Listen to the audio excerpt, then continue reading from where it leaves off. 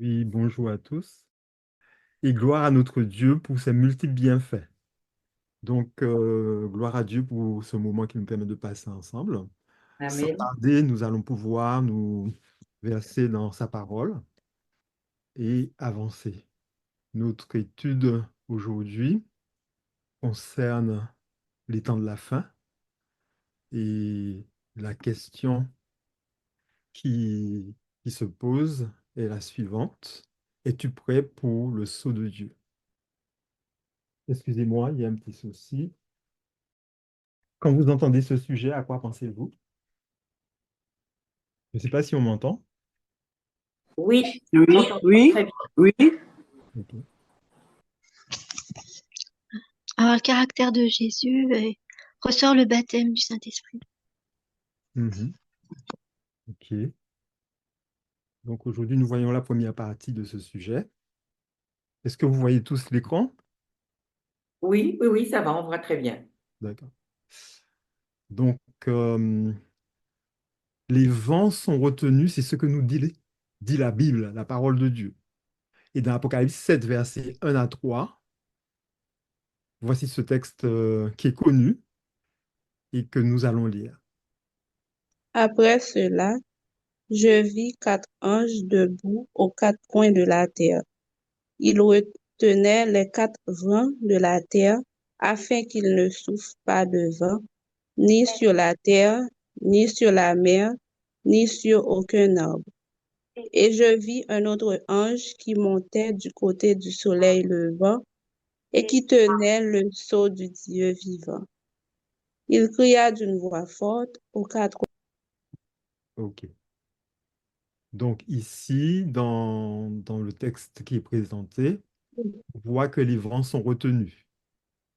Il est dit, ne faites pas de mal à la terre, ni à la mer, ni aux arbres, avant que nous ayons marqué d'une empreinte le front des serviteurs de notre Dieu. C'est de cette empreinte que nous voulons parler aujourd'hui. Être prêt. Qu'est-ce que cela implique d'être prêt? C'est une question que je vous pose. Ça signifie qu'il faut se préparer pour être prêt. D'accord? Mhm.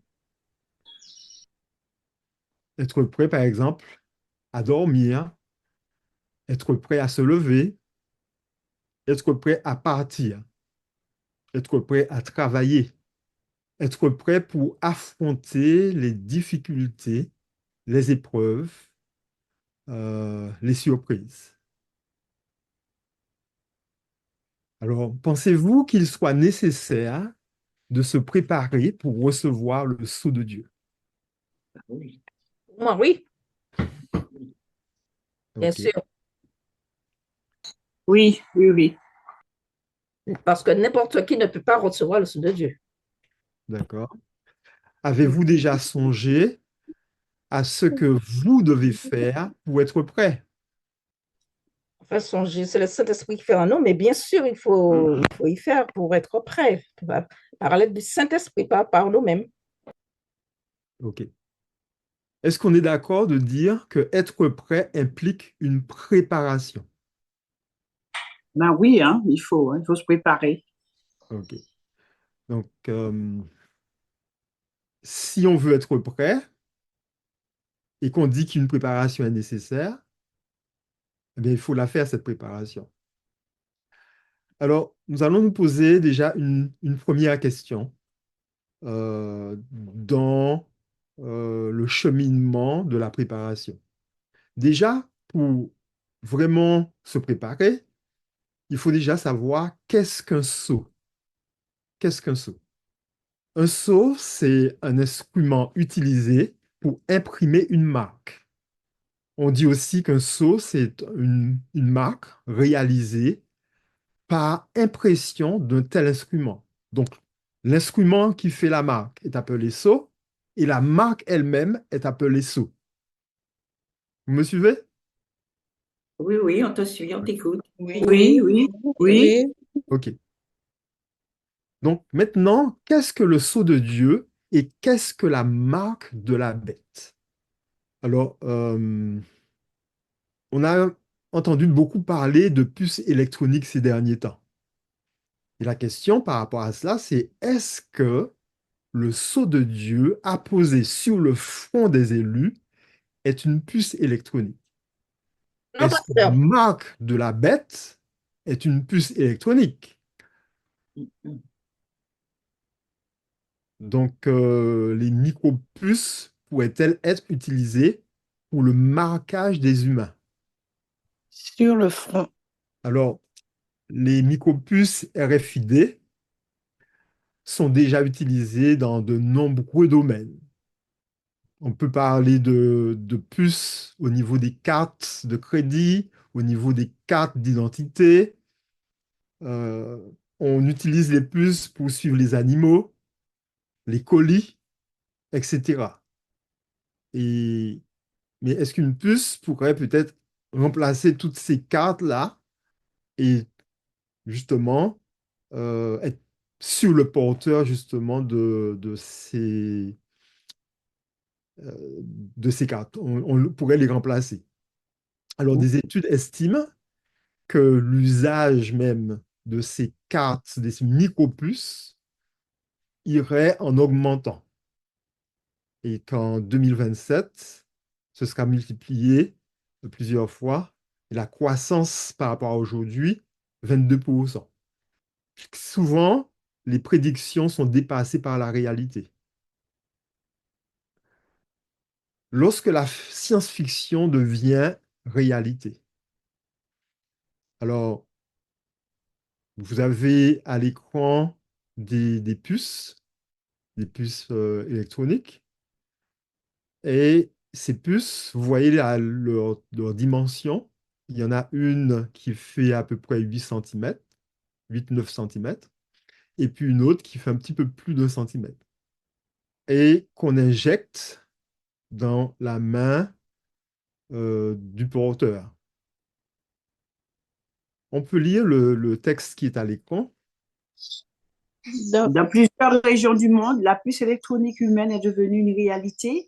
Elle remplace la puce de un ou de plusieurs appareils. Elle est généralement placée sur la main gauche, contrairement à la déclaration biblique qui mentionne la main droite.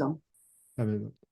Donc, ici, on voit qu'il y a un décalage entre ce que la Bible appelle euh, la marque de la bête, qui est placée sur la main. Sur quelle main? Sur la main droite. Tandis qu'ici, le plus souvent, la puce électronique est sur la main gauche. Et le texte biblique que nous citons ici est le suivant. C'est Apocalypse 13, versets 16 et 17. On peut le lire. et elle fit que tous, petits et grands, riches et pauvres, libres et esclaves, reçussent une marque sur leur main droite ou sur leur front, et que personne ne put acheter ni vendre sans avoir la marque, le nom de la bête ou le nombre de son nom. Amen. d'Europe. Une technologie se développe en Suède. Est-ce L'implant de puce est-ce que vous électronique entendez? sous la peau de la main. La puce a la taille d'un grain de riz. Elle permet de déverrouiller des portes, de valider sa carte de transport, d'activer un ordinateur, simplement en passant sa main devant un lecteur. Exactement comme lorsque l'on paie avec sa carte bleue, vous savez, sans contact, ou que l'on passe son badge sur le lecteur pour entrer dans son entreprise. Les Suédois ont une confiance aveugle dans les nouvelles technologies. Il n'est donc pas étonnant qu'environ 3000 d'entre eux se soient déjà fait implanter une puce électronique. Reportage au pays des Vikings, des cyborgs. Cyborgs. Elle n'a pas de piercing ni de C'est Victor tatouage. Joannin et Pourtant, Benoît il y a Ballet. 2 ans, Clara Grelson s'est fait implanter une puce de la taille d'un grain de riz dans la main. Maintenant, je peux utiliser cette puce pour ouvrir certains documents sur mon ordinateur, quand un mot de passe est nécessaire. Et je peux aussi l'utiliser pour accéder à mon bureau.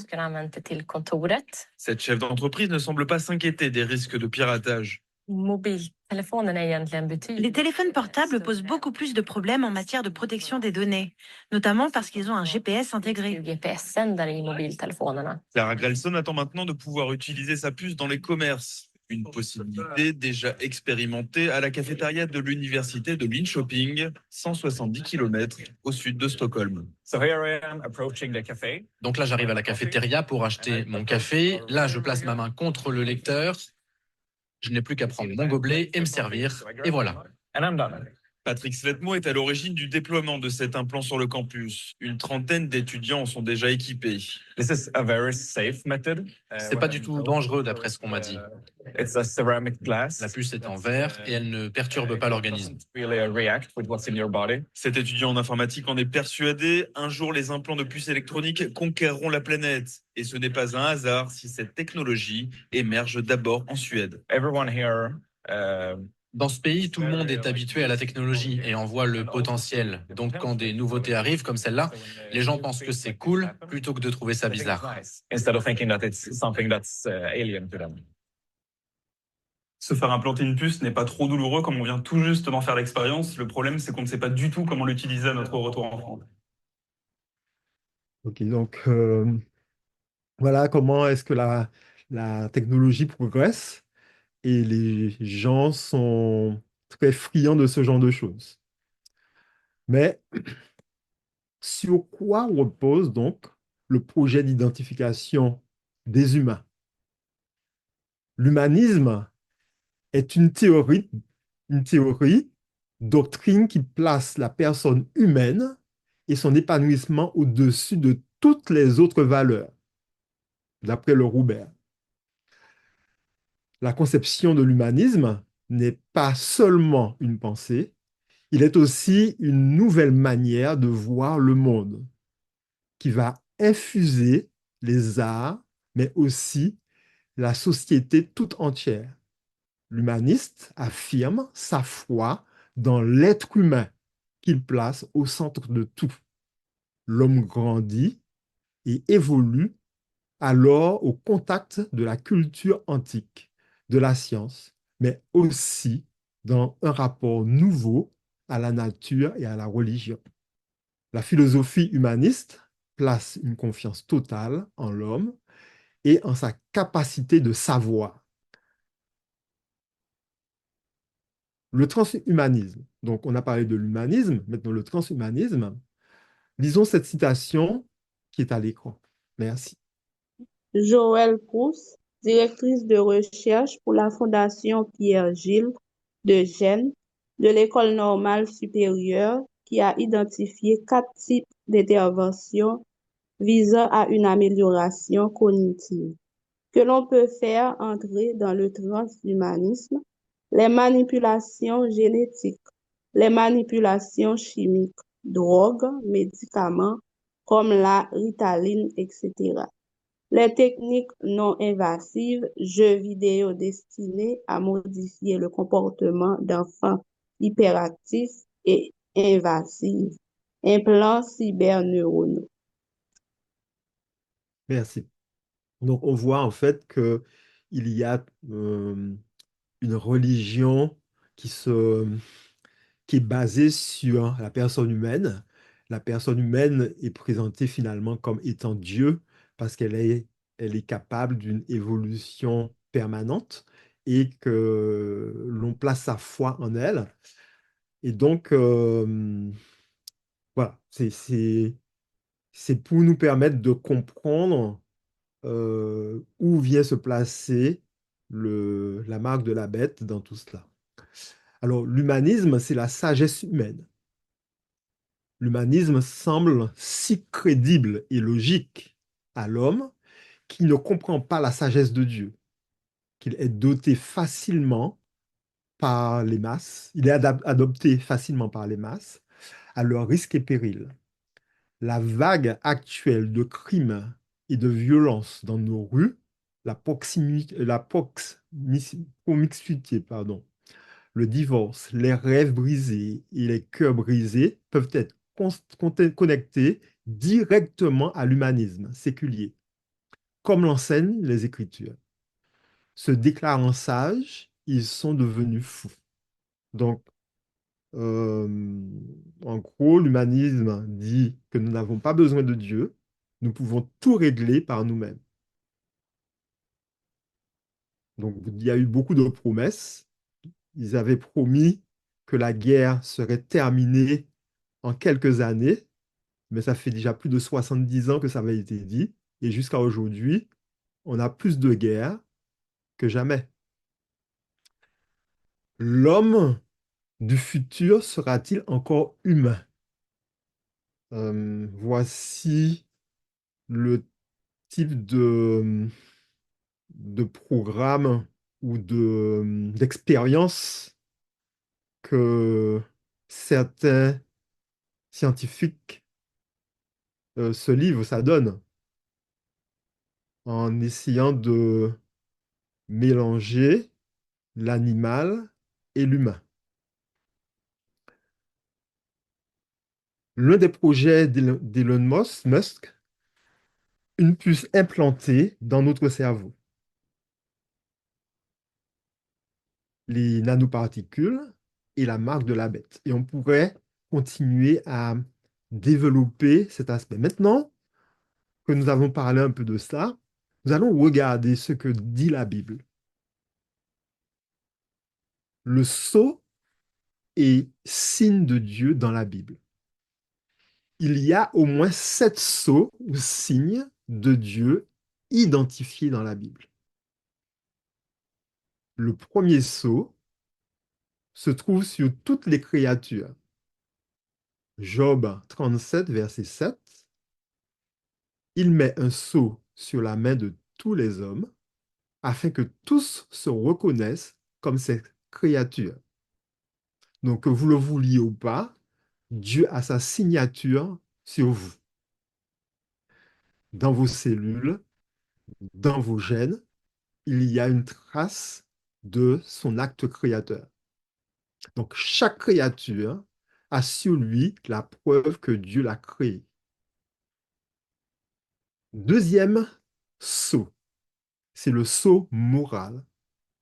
Dans Ézéchiel 20, verset 12, je leur donnai aussi mes sabbats comme un signe entre moi et eux, pour qu'ils connussent que je suis l'Éternel qui les sanctifie. Donc, c'est un sceau moral, c'est un signe que Dieu a donné, et ce signe-là, c'est le sceau de l'autorité de Dieu et de son alliance avec son peuple. Donc, c'est moral parce que ça s'adresse à tout le monde. Et que ça demande une action de tout le monde. Et ça vient de Dieu. La loi divine en général et le quatrième commandement en particulier sont des sceaux du législateur divin. Pour avoir le sceau moral, il faut observer le sabbat. Pour avoir le sceau de Dieu en tant que créature, vous n'avez rien à faire sinon de venir dans ce monde. Et vous avez la, la signature de Dieu sur vous. Pour le sabbat, pour l'avoir, pour avoir ce sceau moral, il faut l'observer. Troisième sceau de Dieu dans la Bible, c'est le sceau de justice que l'on trouve dans Romains 4, verset 11. Et il reçut le signe de la circoncision comme sceau de justice qu'il avait obtenu par la foi quand il était incirconcis, afin d'être le père de tous les incirconcis qui croient, pour que la justice leur fût aussi imputée.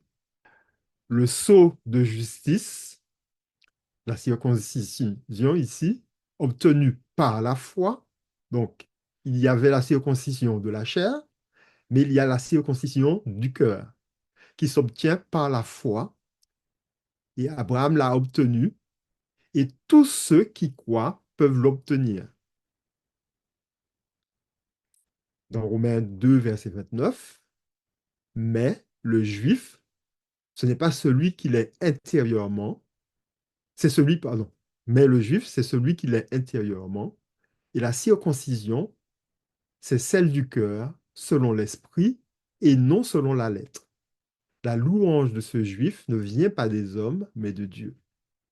Le sceau donc de justice est intérieur, c'est la circoncision du cœur.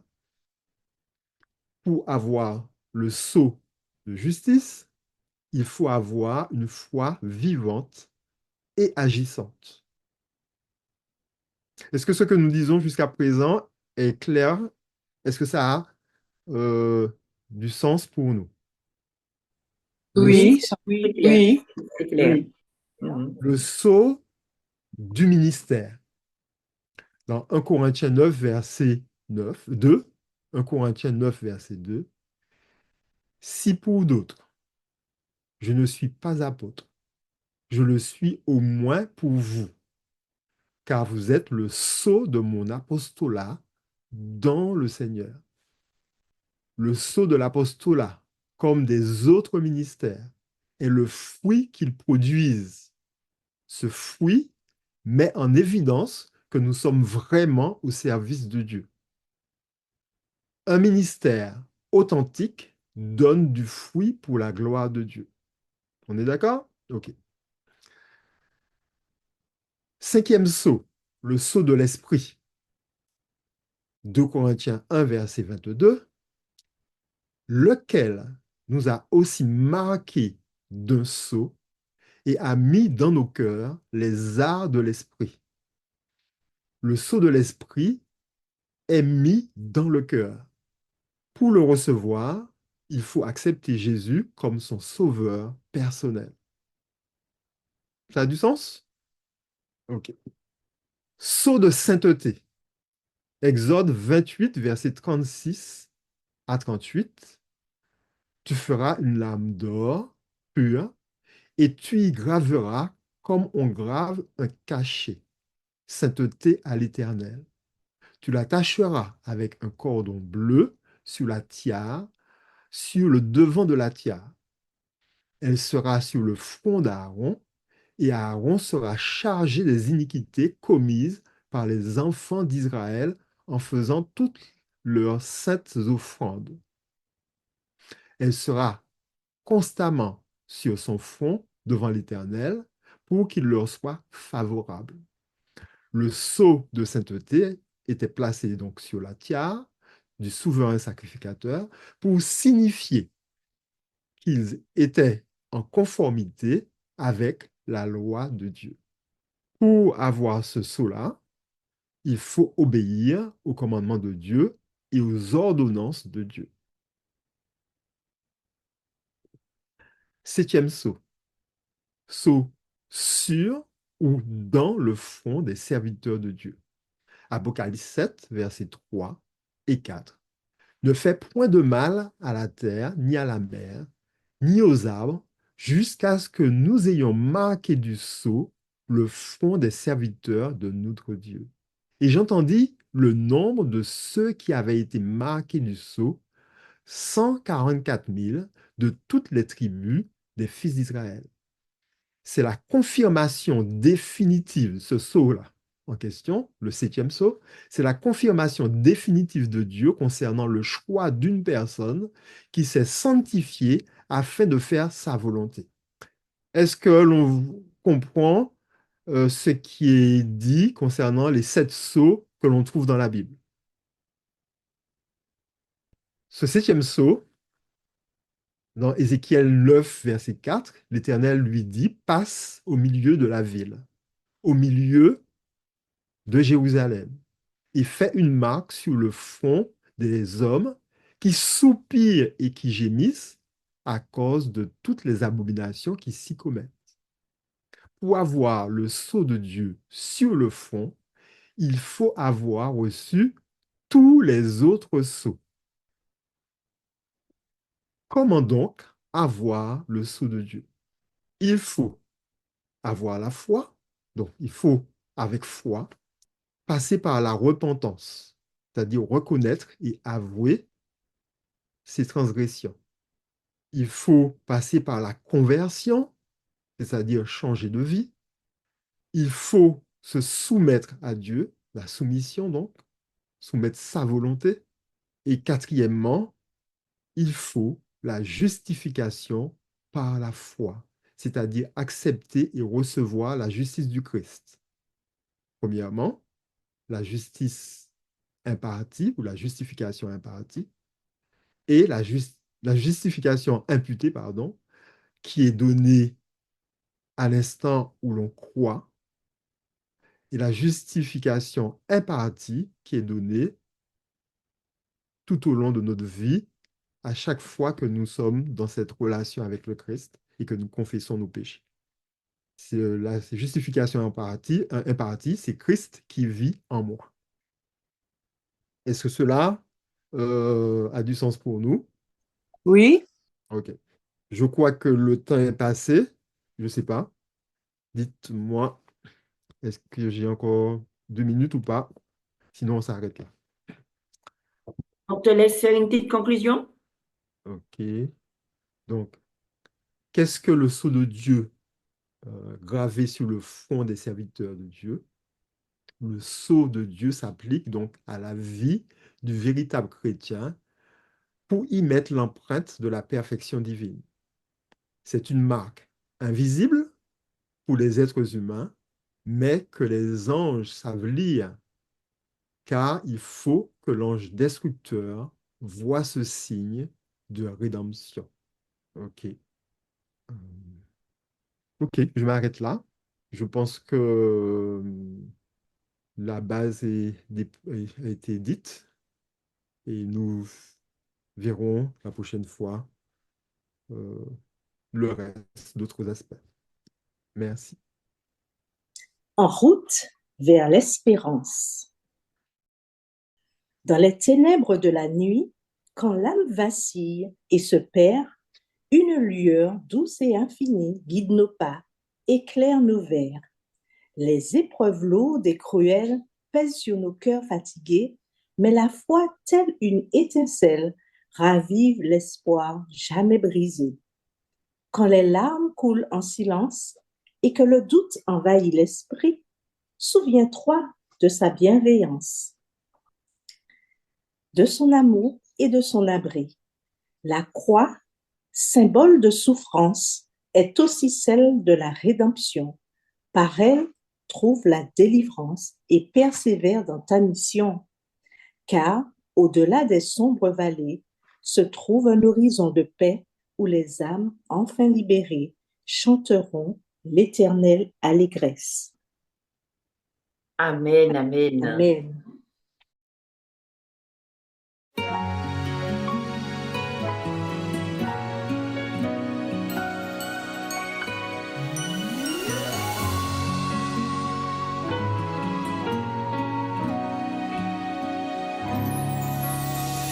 Qui est celui qui sonde les cœurs,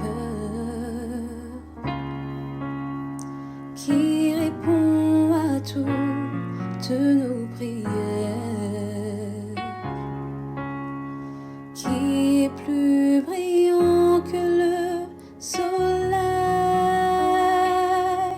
Oui, c'est mon Seigneur et mon Sauveur. Jésus, personne n'est comme toi. Les cieux manifestent ta majesté. Ô grande est ta bonté, Jésus, personne n'est comme toi. Juste à ton nom, la terre tremble de peur. Ton nom est sans égal, Jésus.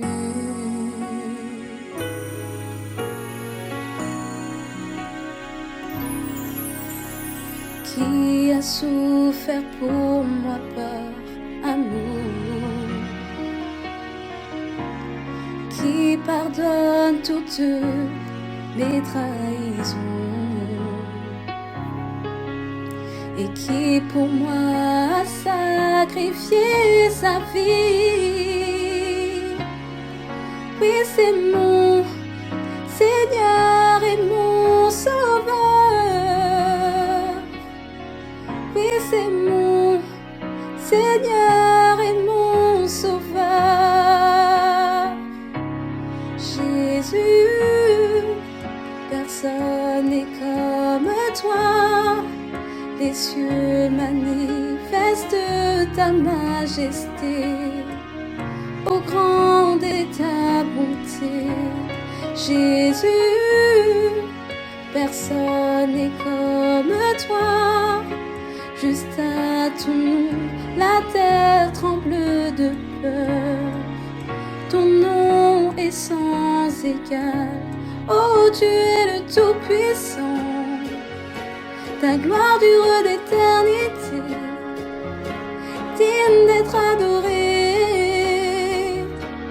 car tu es un Dieu saint, oh tu es le Tout-Puissant.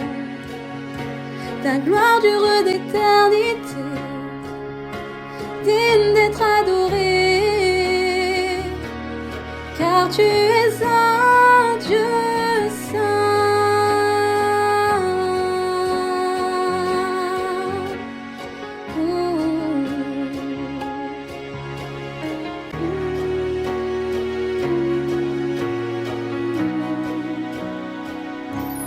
Jésus, personne n'est comme toi.